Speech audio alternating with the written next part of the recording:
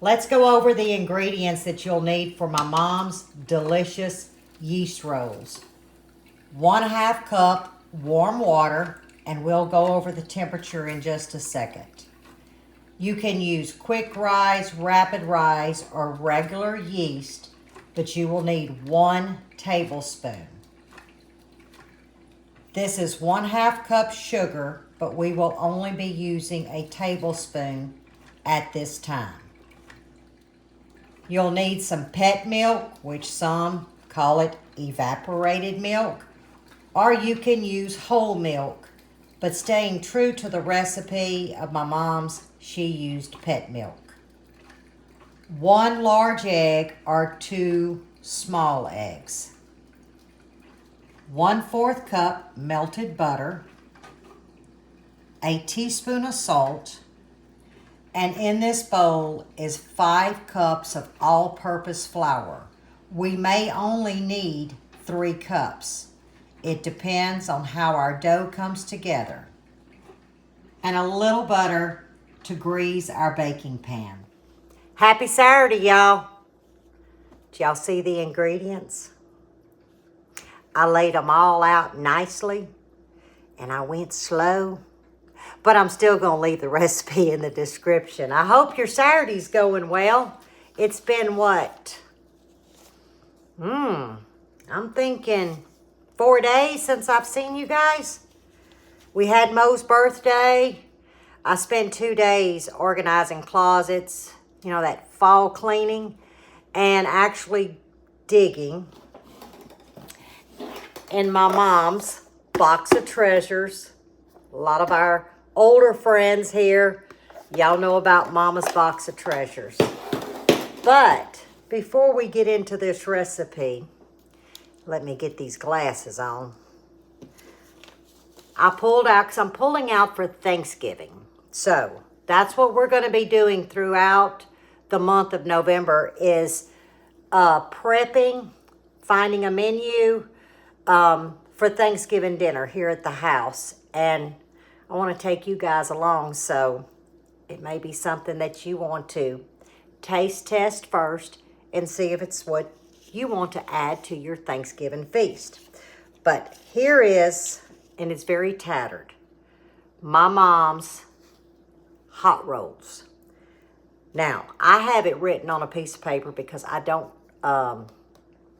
like to fool with this too much because it's tattered.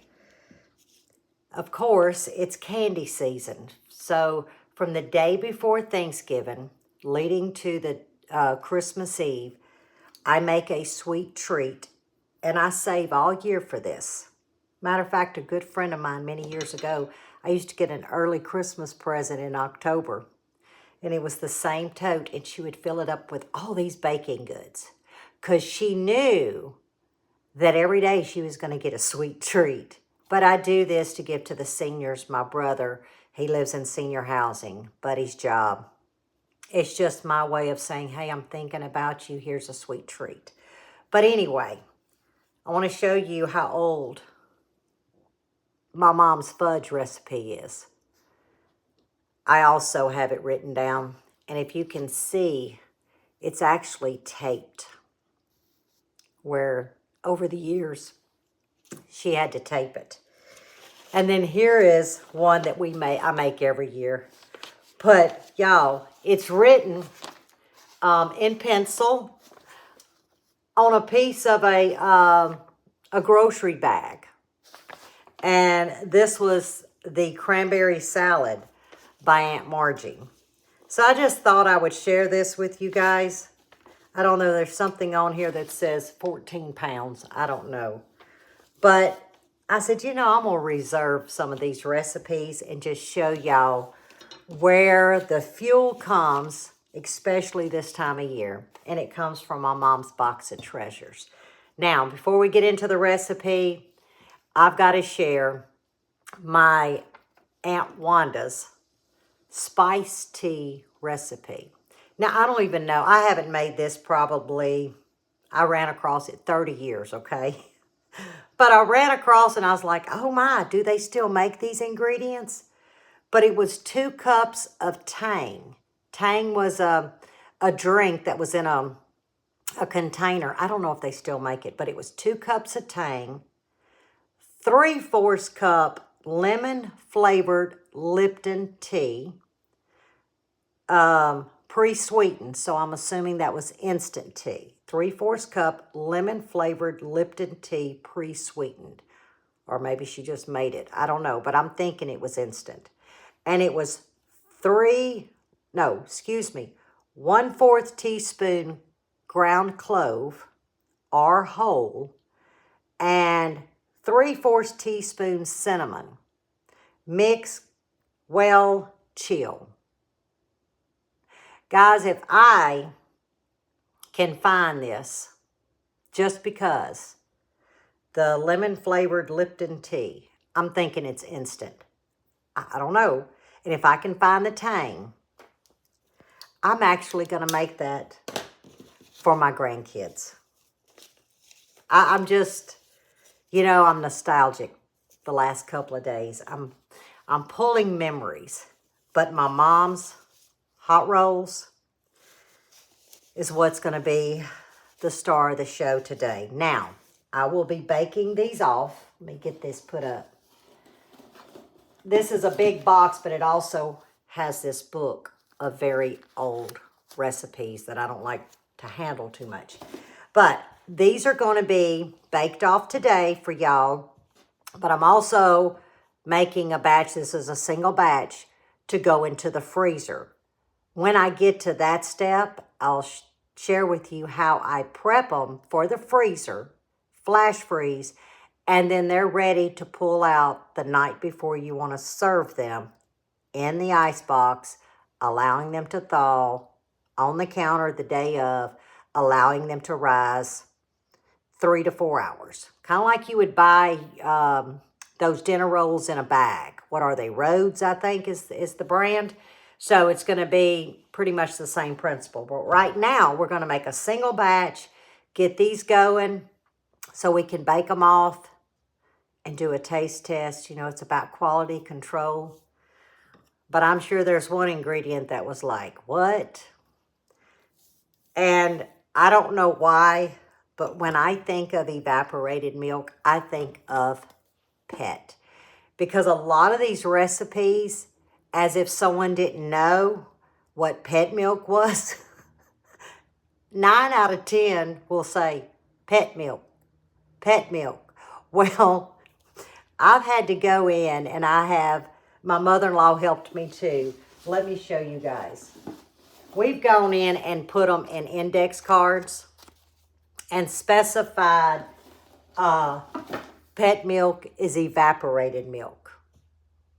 I'm just saying. So I always laugh every time I pull pet milk out, and I think I've only used it a couple of times in some recipes, and I always pour it into the container, and I say, you're going to need evaporated milk. But if you don't have evaporated milk, just know you can use whole milk in this recipe. But I want to stay true to my mom's yeast rolls, because to me, they're not my mom's unless I use pet milk. So the first thing we got to do is test our yeast. So I'm going to drop the camera. We're going to get that going. And let me go ahead and tell you the reason why I said 3 to 5 cups of all-purpose flour. And all I did was take my bread whisk, and I just kind of run it through. It's because, honestly, I don't know if we're going to need 3 cups, 3.5, 4.5, because it depends on the ambient temperature in your house. It depends on the environment where you live. It could be extremely hot. It could be extremely cold, dry. So anytime you're working with dough, bread, rolls, it really plays off the temperature and the environment within your home. So that's why you won't ever see me put, well, you just need 3 cups of flour. You could actually take up to 5 cups. It depends on the day, the temperature. So, and this is a no-fail. Trust me, no fail. I promise. The key to this recipe or any recipe is activating our yeast. But in order to activate your yeast, you need to make sure that your liquid, whether it be water or you're starting with milk, has to be between 100 and 105 degrees. And how you can achieve that would be with a thermometer, or I normally take my finger. And if I can hold it 10 seconds and it doesn't burn, then I'm about there. But I want to go ahead and show you guys the temperature of this out of the tap. And I didn't let it go too long. Let's see what it is. 98, 99, 100, 101, and we're staying at 101. So I know that my temperature is perfect. I don't go up to 110. I normally stay between 100 and 105 degrees when it comes to my baking. Now, to see if our yeast is good, we're going to add a tablespoon of active yeast. And I'm also, from this 1/2 cup sugar, I'm going to add about a tablespoon of it. And I'm going to get this mixed. And the reason why I like to do it separately is because if I was to dump everything together and let's say my yeast is not active, then I would lose a lot of ingredients. But by doing it like this, only thing I've lost is a 1/2 cup of water, a tablespoon of yeast, and a tablespoon of sugar, okay? And we're just gonna let this, I like to really mix mine though. Okay, we're gonna let this sit over to the side. Now I might as well just go ahead and get my egg beaten while I'm here. Now, my melted butter was melted, and I've just got it cooling. You don't want hot butter, but it's just actually just cooling it with room temperature. So I'll get my egg beaten up. Before we go to the mixer, let me say this recipe can be made without a hand mixer. I actually made some yesterday. I will try and insert how I knead my dough, because like I said, I'm doing a lot of preps moving towards Thanksgiving. So I'll try to find that, because I do remember starting a video. So if it's in there, I'll go ahead and insert it while I'm setting y'all up by the mixer. But I would mix it with my dough whisk in a bowl, and then I would just knead it about 10 minutes. Today, I'm using the mixer because my poor hands kind of kneaded too much yesterday. But you don't have to have a mixer to do this. But some of you may not know how to, properly knead bread. And it's a good 10 minutes, which is great. When my hands are working, I would prefer to knead it by hand. It's relaxing. It's a feel good. Put a little music on and just knead bread. There's nothing no better. But today, we got to use the stand mixer. I would say it bloomed perfectly. So we're going to go ahead and get this into our mixing bowl. 6 ounces of evaporated milk. Our 1/4 cup melted butter. Now, I am using salted butter. So, in the recipe, I'm going to tell you 1 teaspoon of salt. If you were using unsalted butter, it would be 1.5 teaspoons. Here is our 1 beaten egg. And we're going in with our sugar. Remember, I pulled 1 tablespoon out to activate the yeast, but that was a total of 1/2 cup when we started. And we're just going to get these lightly mixed. That is perfect. Now, this is where we start adding in our flour. This is a 1/2 cup measure. Now, you never want to pack your flour when you're making this recipe. That was a 1/2 cup. There's our whole cup. I'm going to start off with close to 3. 1.5 cups. 2 cups.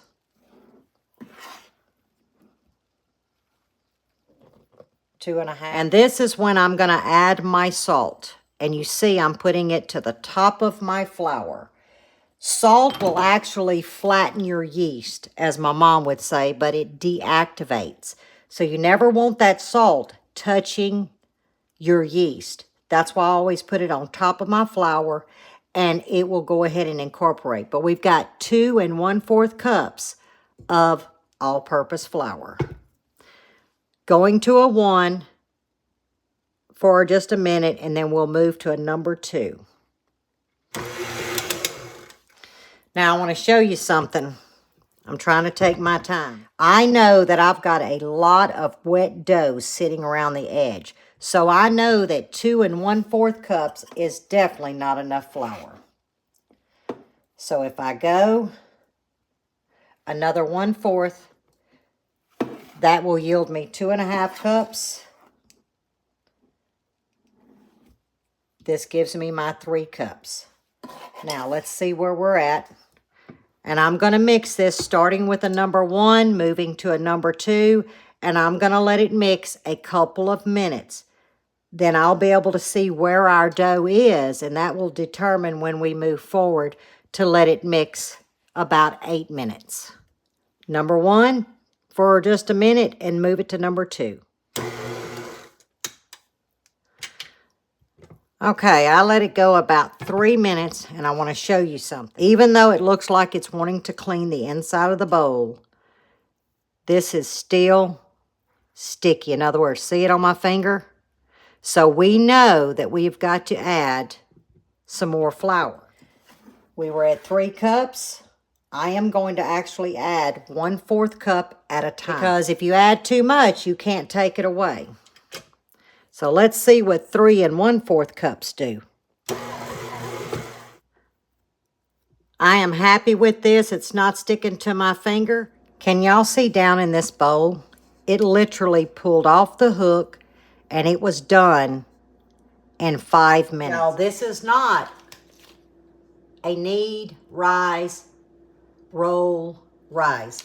We're going to actually roll this and rise it 1 time. Yes.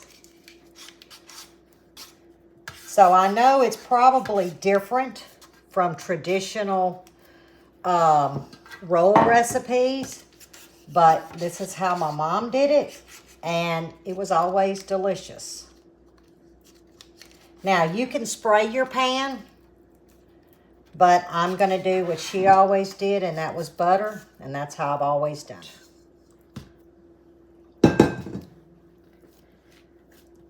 And I'm really not going to knead it much, but I'm going to show you how I knead, just in case I didn't film that yesterday. I thought I did, but I don't know.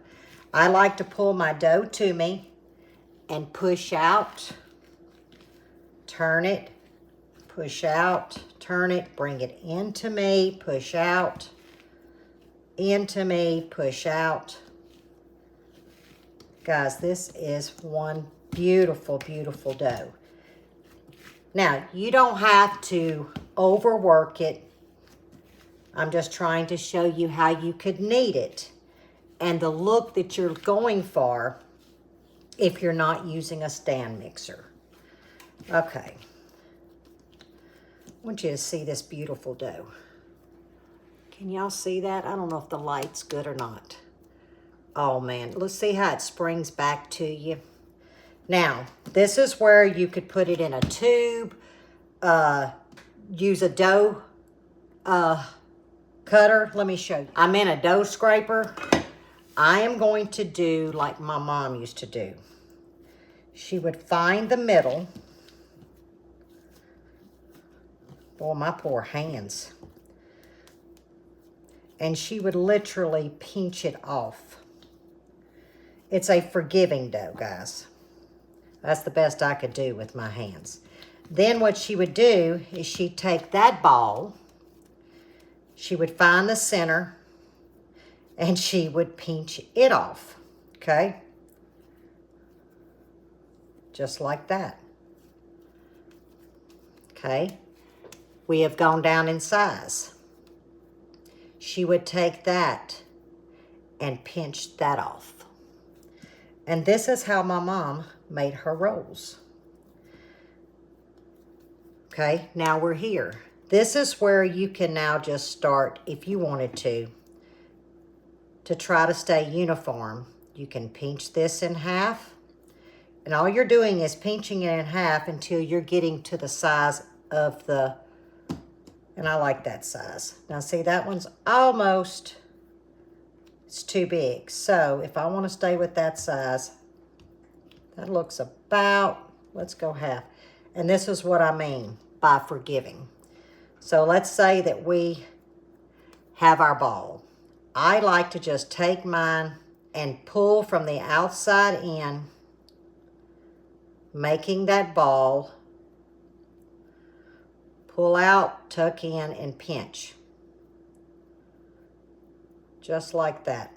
And then I like to take my hand and I do the roll method because I want a really smooth ball. I don't want no bumps in it. And just like that, well, I got a little bump right there. So let me get my thumb in. Because you put your thumb by your ball and you take your fingers and just kind of glide around the surface. And y'all are seeing I'm using my dough mat. Don't know why I don't use it throughout the year. I only pull it out at the holidays. It makes no sense. Okay, so I'm going to set my first roll down. We're going to want air in these rolls. I'll do another one. Pull from the out to the in. And once you get the hang of this, or you bread makers probably already do it your own way, but for you young ones that are curious in making rolls, this is the best way that I have found.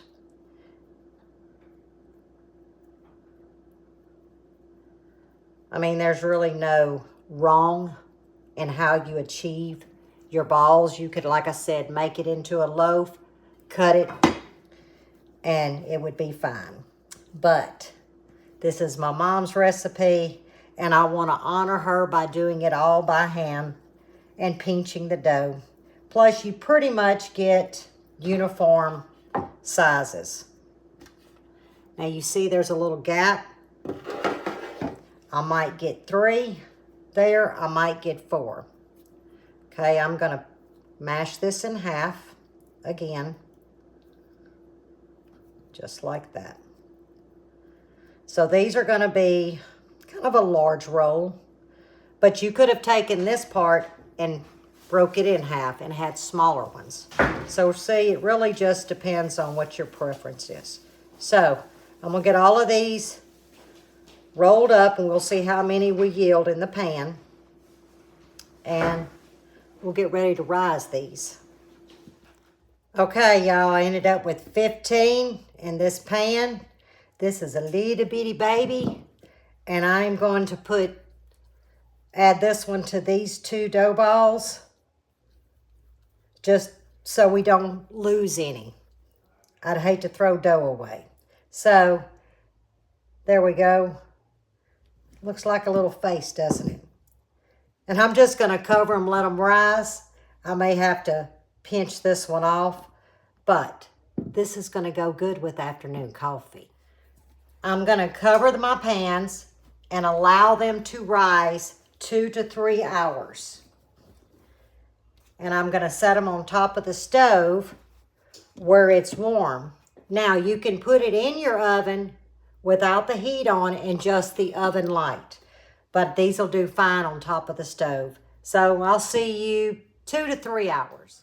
1 hour to rise, 22 minutes in the oven at 350 degrees, and I just buttered them. And here's my mama's yeast rolls. I had to deliver one to Cameron. You remember the last one I did? It kind of wanted to get brown, but remember, it's tiny. But I noticed something from today's batch. But I mean, now I can touch it. But y'all look at this. Look at that. A little bit more dense. See, I'm going to put it close. But still scrumptious. But a little bit more dense. And I can tell you why that happened. Because what I should have done was when I started seeing my dough come too soon, I could have added about a tablespoon of the pet milk to add a little bit more. Like I said, a lot has to do with the ingredients within the home or the facility that you're baking them in. So no two rolls will always be the same, in my opinion. Now, my mom's, we could never really tell the difference, but there was variations. But guys, this is a true yeast roll. Look how it springs back.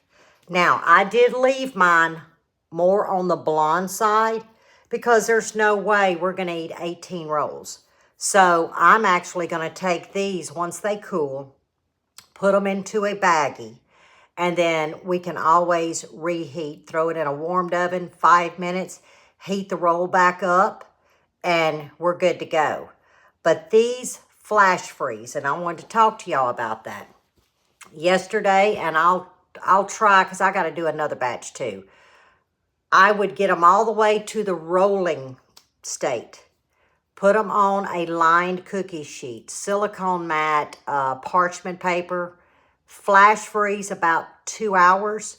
Put them onto a bag, a freezer bag, take the air out, zip it up. When you're ready to bake them, you can pull the amount that you want out, put them into the pan if you have space the night before, and set it into the icebox. Then pull them out that morning, allow 3 to 4 hours to rise. Or you can pull them out early morning, say of Thanksgiving, your dinner's at 4. That allows plenty of time to rise them in a warm, not a draft room, but a warm, cozy area. But guys, I am very pleased with how this batch turned out, because I was questioning. I was like, now yesterday it took 4 1/4 cups. So you see the difference. Yesterday was a cold day. Well, cold for me. Today we're 80. So that does play a factor. That's why I say it's a no-fail, because you really got to go by touch. As soon as that sticky is off, stop the mixing. Or if you're hand kneading, as soon as the sticky stops and it's moist, stop kneading. That is the best, I would say, for your eyesight and feel information I can give y'all. But yeah. And I'm sure there is much better rolls out there, but there's nothing like your mama's rolls. And I love the recipe. Now, I've made variations of different recipes, but I always tend to go to these for the holidays, to have her, in the kitchen with me. Today's a good day. I just shared my mom's yeast rolls with pet milk, or you can use whole milk. So I'll make sure to leave the recipe down in the description if you want to try my mom's yeast rolls. Play with it. You can even turn these into like mini loaf pans. This is just really a baseline. You could even make cinnamon rolls with it because of the density of the roll, So if you give them a try, let me know. If you have any questions, shoot me an email, leave me a comment. I do my best to answer everybody. But as always, stay safe, stay well, and God bless. Permapasture, it's my last jar of honey.